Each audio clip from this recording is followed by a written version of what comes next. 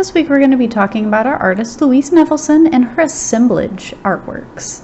So Louise Nevelson was a Russian artist that immigrated to the United States, and her family had a history of basically collecting all the different debris and trash from the people that lived around her.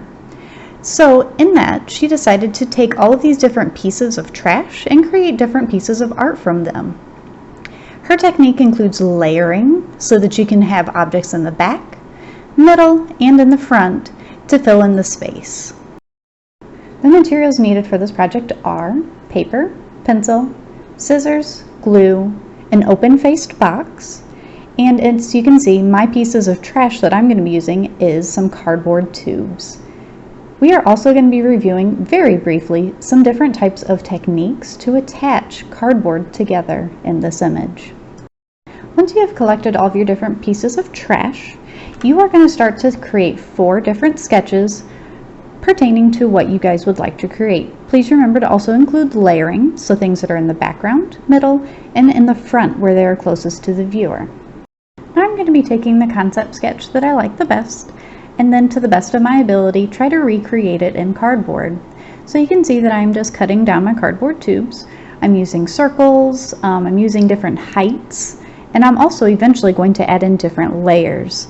I'm also not only just using circles, but on top of that I'm cutting them just to create slightly rounded portions. So in other words, I'm creating different ways how to manipulate this object to make it seem different or interesting to the viewer as I'm gluing them into my cardboard box.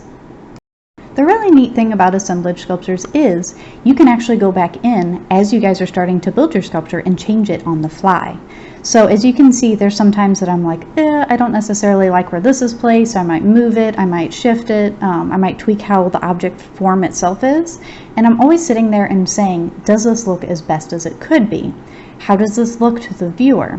And as I'm working on this, I'm editing what I am doing and putting into my assemblage sculpture. Once you get your back and middle layers glued down and dried, you can also go back and add in layers that are closer to the viewer in the foreground. That is what I decided to do with mine because I thought my piece was a little bit flat and it didn't have enough dimension. So definitely pay attention whenever you guys are working first in the background and the middle ground. And then once everything is dry, is there anything else that I can do to improve my final piece of artwork? And then here's my final piece. You notice that I have gone back and sprayed mine one color. So if you are online, you guys can drop off your pieces and I will include your piece spray painted with all of the rest of the in-person students, and I will include you in the photo if you guys would like. That is not required. And here's some other student examples from different grade levels.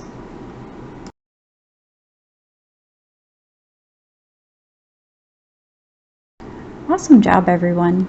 Now, as you guys have finalized your pieces, you can always go back and think, what did I do great? What did I learn from this project? And what is something that I learned that I can improve upon the next time that I include or try an assemblage sculpture? Thank you all for watching.